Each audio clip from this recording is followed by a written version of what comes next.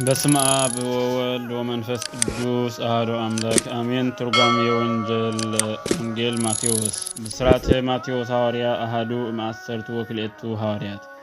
እዚ አርሲ እዚ ናይ 318 ሊቃውንቲ ቃል እዩ። ጥንተ ነገሩ ከመይ እዩ እንተበልና እግዚአብሔር ቅድመ ዓለም ብልቢ ዝመኸሮን ብነቢያት ዝናገሮን ንምፍጻም ቃል ስጋ ሰብ ኮነ። ሰብ ኮይኑ ድማ ሕጊ ጠባያውን ሕጊ መጽሓፋውን እናፈጸመ ዓበየ። ሕጊ ጠባያዊ ባህርያዊ በብንእሽቶ ምዕባይ እዩ። ሉቃስ 2:52 ሕጊ መጽሓፋዊ ሕጊ ኦሪት ምፍጻም እዩ። ንሱ ድማ ኣብ 8 መዓልቲ ቤተ ግዝረት ኣብ 40 መዓልቲ ቤት መቕደስ ምእታው እዩ። ዘለዋውያን 12:1-8 ሉቃስ 2:21-24 ከምኡ እውን ኦሪት ወዲ ተባዕታይ ዘበለ ኩሉ ኣብ ዓመት 3 ግዜ ኣብ ቅድሚ እግዚአብሔር ይርአ ስለ ትብል ዘጸአት 34:23 ኣብ ዓመት 3 ሰዓት በዓል ንምኽባር ናብ ኢየሩሳሌም ምኻዱ እዩ። ሉቃስ 2:42 ወዲ 30 ዓመት ምስ ኮነ ድማ ኣብ ዮርዳኖስ ብኢድ ዮሐንስ ተጠሚቑ ኣምላኽ ወዲ ኣምላኽ ምዃኑ ኣመስከረ። ማቴዎስ 3:16-17 ብኡብኡ ናብ ገዳም በረኻ ከይዱ 40 መዓልትን 40 ለይትን ጾመ። ማቴዎስ 4:1-5 መዋዕለ ጾሙ ምስ ፈጸመ ጠመየ። ዲያብሎስ ብሰለስተ ኣርእስተ ሓጣውእ ተፈታተኖ። ብስስዐ ብትዕቢት ብፍቕሪ ገንዘብ ብስስዐ እንተመጾ ብትዕግስቲ ብትዕቢት እንተመጾ ብትሕትና ብፍቕሪ ገንዘብ እንተመጾ ገንዘብ ብምጽላእ ሰዓሮ።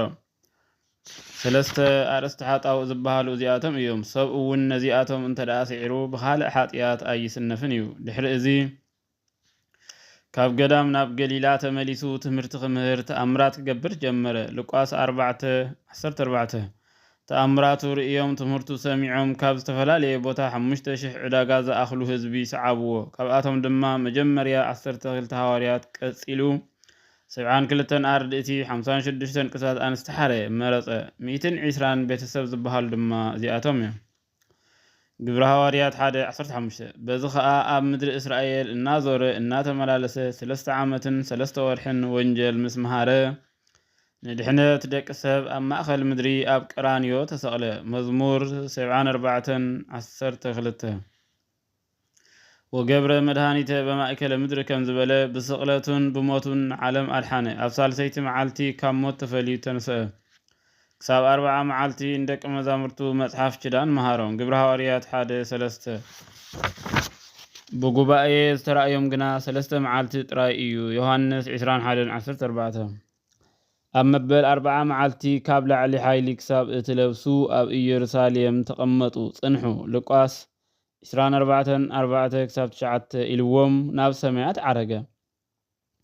ካብ ዝዓርግ ኣብ 10 መዓልቲ ካብ ዝትንስእ ኣብ መበል 50 መዓልቲ ጸጋ መንፈስ ቅዱስ ለኣኸሎም። መጸናነዒ መንፈስ ቅዱስ ሰደደሎም። ሐዋርያት ከዓ መንፈስ ቅዱስ ተቐቢሎም መፈራሓት ዝነበሩ ተባዓት ኮኑ። ካብ ብልየት ተሓደሱ፣ ብኣእምሮ በርትዑ፣ ምስጢር ተርጎሙ። ሓደ ቋንቋ ዝፈልጡ ዝነበሩ 71 ቋንቋ ተገልጸሎም። ብ72 ቋንቋ ተዛረቡ። በዚ ከምዚ ክምህሩ ጀመሩ። ኣብ ኢየሩሳሌም እናመሃሩ ንሓደ ዓመት ብሓባር ተቐመጡ። ሉቃስ 24:5-53 ድሕሪ እዚ ሁሩ ወመሃሩ ውስተ ኩሉ ዓለም ዝበሎ መምርሒ ብምግባር ነዚ ዓለም ዕጫ ብዕጫ ተኻፊሎም ንስብከተ ወንጀል ኣብ ዝተዋፈሩሉ ጊዜ ንማቴዎስ ምድሪ ፍልስጥኤም በጽሓቶ። ኣብኡ ከይዱ ጎይታና ኢየሱስ ክርስቶስ ካብ ዕለተ ልደት ጀሚሩ ክሳብ ዕለተ ዕርገት ዝመሃሮ ትምህርቲ ዝገበሮ ተኣምራት ዝፈጸሞ ምግባር ትሩፋት መሃሮም እሞ እስራኤላውያን ስለ ዝኾኑ ካብ ኦሪት ናብ ወንጀል ካብ ምግባር ሓጢኣት ናብ ምግባር ጽድቂ ተመልሱ፣ ኣመኑ፣ ተጠምቁ።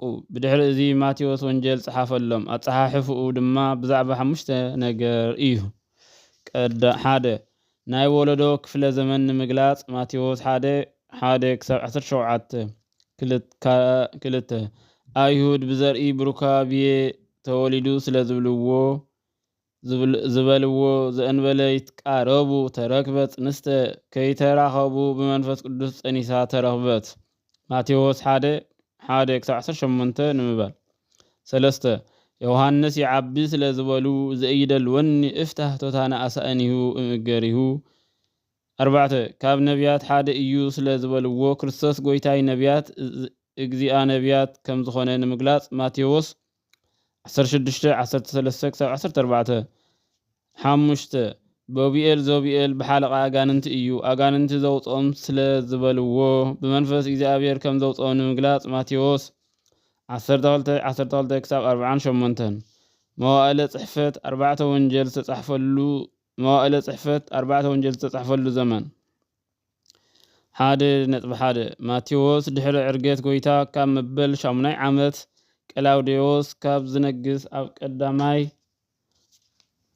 ቀዳማይ ዓመት ማርቆስ ድሕሪ ዕርገት ጎይታ ካብ 12 ዓመት ቀላውዴዎስ ካብ ዝነግስ ኣብ 4ይ ዓመት ሉቃስ ድሕሪ ዕርገት ጎይታ ኣብ መበል 22 ዓመት ቀላውዴዎስ ቄሳር ካብ ዝነግስ ኣብ መበል 14 ዓመት ዮሐንስ ድሕሪ ዕርገት ካብ 30-35 ዓመት ኔሮን ቄሳር ካብ ዝነግስ ኣብ 7ይ ዓመት ክልተ ዝተጻሕፈሉ ልሳን ቋንቋ ማቴዎስ ብዕብራይስጥ ማርቆስ ብሮማይስጥ ማለት ብላቲን ሉቃስ ዮሐንስን ብዮናኒ ማለት ብጽርኢ በቋንቋ ግሪክ 3 ወንጀል ዝተጻሕፈሎም ሃገራት ማቴዎስ ኣብ ሃገረ ፍልስጥኤም ማርቆስ ኣብ ግብጺ ሉቃስ ኣብ መቄዶንያ ዮሐንስ ኣብ ሃገረ ኤፌሶን እዩ ወንጀል ዝጸሓፉ ክልተ ካብ ሐዋርያት ማቴዎስን ዮሐንስን ኮይኖም ካብ አርድእት ድማ ማርቆስን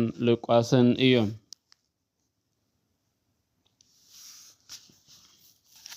ጸሓፍቲ ወንጀል 4 ጥራይ ክኾኑ ዝተመደቡ ስለምንታይ እዩ እግዚአብሔር ኣብዚ ዓለም ብ4 ክፍሊ ዝፈጠሮ ብዙሕ ምሳሌ ኣሎ ስለዚ 4ቲኦም ወንጀላውያን ብዙሕ ምሳሌ ምእንቲ ክንገር ኢሉ እዩ ንኣብነት ስርዓተ ምድሪ ተገብረ በአርአያ እንተ በሰማያት ስርዓት ምድሪ ብመልክዕ ሰማያዊ ስርዓት ተገብረ ይብል ዮሐንስ አፈወርቅ ኣብ ሰማይ 4 ጸወርቲ መንበር ኪሩቤል ኣለዉ እዚኣቶም ገጸ ብእሲ ገጸ ሰብ ገጸ እንስሳ ገጸ ላህም ገጸ ንስሪ ይበሃሉ ሕዝቅኤል 1:5-10 ራእየ ዮሐንስ 4:6-9 ማቴዎስ ብገጽ ሰብ ይምሰል ወዲ ዳዊት ወዲ አብርሃም እናበለ ሰብኣዊ ልደቱ ስለ ዝጸሓፈ ማርቆስ ብገጽ አንበሳ ይምሰል አንበሳ ላም ዝሰብር ሓያል እዩ ማርቆስ ከኣ ብስብከቱ ኣብ ግብጺ ኣምልኾተ ጣዖት ኣጥፊኡ እዩ ሉቃስ ብገጽ ላሕሚ ይምሰል ከመይሲ ክርስቶስ ኣብ መብልዕ ማል ከም ዝተወልደ ኣስፊሑ ስለ ዝጸሓፈ እዩ ከምኡ እውን ስብሕቲ ላም ኣምጺኢኹም ሕረዱ ንብላዕ ንተሓጎስ እናበለ ናይ ክርስቶስ ምሳሌ ገይሩ ጽሒፉ እዩ ሉቃስ 15:23 ዮሐንስ ብገጽ ንስሪ ይምሰል ንስሪ ከምዞም ኣብ ላዕሊ ዝተጠቕሱ ብእግሪ ይኸይድ ዮሐንስ ከዓ ከምቶም ብጾቱ ቃል ሰብ ኮነ ይብል ንስሪ ካብ ካልኦት እንስሳ ተፈልዩ ብክንፊ ይነፍር ከምኡውን ኦ ንስር ዘእሙር በብርሃን ኣዕይንቲከ ከም ዝበሎ ኤርምያስ 10:24 ንስሪ ዓይኑ ጽሩይ እዩ ላዕሊ ወፂኡ ናብ ምድሪ እንተጠመተ ቅንጣብ ስጋ እኳ ኣይትስወሮን ላዕሊ አልዒሉ ይምገባ ዮሐንስ ከዓ ንጽሃ ስጋ ንጽሃ ነፍሲ ንጽሃ ልቦና ተዋሂብዎ ናይ ስላሴ አካልን ህልውናን ተገሊጽሉ ቃል ብቅድሙ ነበረ እናበለ ነገረ መለኮት ጽሒፉ እዩ አቃውማኦም ድማ ከምዚ ስዕብ እዩ ገጽ ሰብ አቃውምኡ ብምብራቅ ገጹ ናብ ምዕራብ ገጽ አንበሳ አቃውምኡ ብምዕራብ ገጹ ናብ ምብራቅ ገጽ ላህም አቃውምኡ ብሰሜን ገጹ ናብ ደቡብ ገጽ ንስር አቃውምኡ ብደቡብ ገጹ ናብ ሰሜን እዩ ማቴዎስ ጽሒፉ ንደቀ መዛሙርቲ ማርቆስ ጽሒፉ ንደቀ መዛሙርቲ ማቴዎስ ሉቃስ ጽሒፉ ንደቀ መዛሙርቲ ዮሐንስ ጽሒፉ ንደቀ መዛሙርቲ ሉቃስ ከም ዝሃቡ ወንጀል ኣብ ጥንተ ስብከት ብኸመይ ከም ዝተጀመረ ንምግላጽ እዩ እምበር ድሓርሲ ኣብ ኩሉ በጺሓ እያ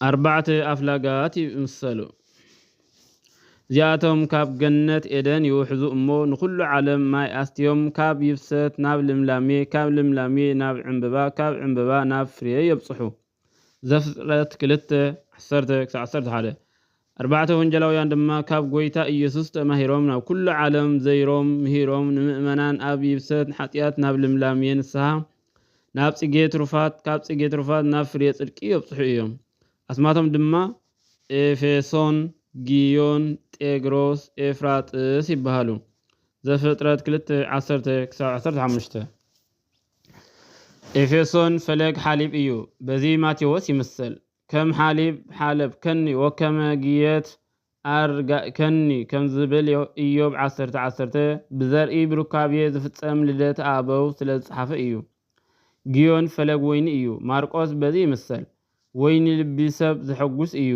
መዝሙር ዳዊት 104:15 ንሱ ድማ መንፈሳዊ ሓጎስ ብዝህብ ብጥምቀት ጀሚሩ ጽሒፉ እዩ ማርቆስ 1:1 ጤግሮን ፈለግ መዓር እዩ ልቋስ በዚ ይምሰል መዓር ከቢድ እዩ ልቋስ ድማ ንነፍስኹም ብትዕግስትኹም ከተጥሪዋ ኢኹም እናበለ ከቢድ ሓይለ ቃል ስለ ዝጸሓፈ እዩ ኤፍራጥስ ፈለግ ዘይቲ እዩ ዮሐንስ በዚ ይምሰል ዘይቲ ጽኑዕ እዩ ዮሐንስ ድማ ኣጆኹም ኣነ ንዓለም ስዒረያ እየ እናበለ መጸናንዒ ቃል ስለ ዝጸሓፈ ከምኡውን 4 ዓይነት ጨና ብዘይቲ ተቃወሚሙ ቅዱስ ቅቢ ይኸውን ዘጸአት 30:21-26 ዮሐንስ ከዓ ቃል በመጀመርታ ነበረ በመባል ንብጸቱ ወንጀላውያን ናብ ምስጢር ይስሕቦም ስለ ዝነበረ እዩ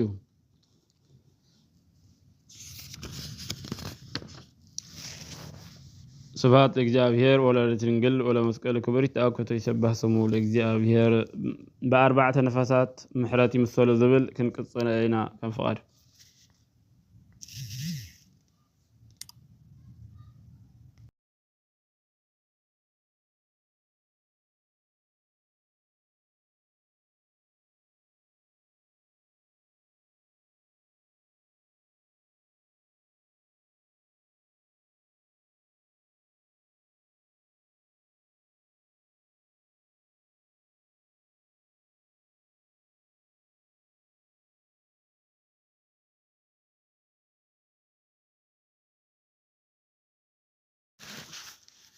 በስመ አብ ወወልድ ወመንፈስ ቅዱስ አሐዱ አምላክ አሜን። ትርጓሜ ወንጌል ማቴዎስ ብስራተ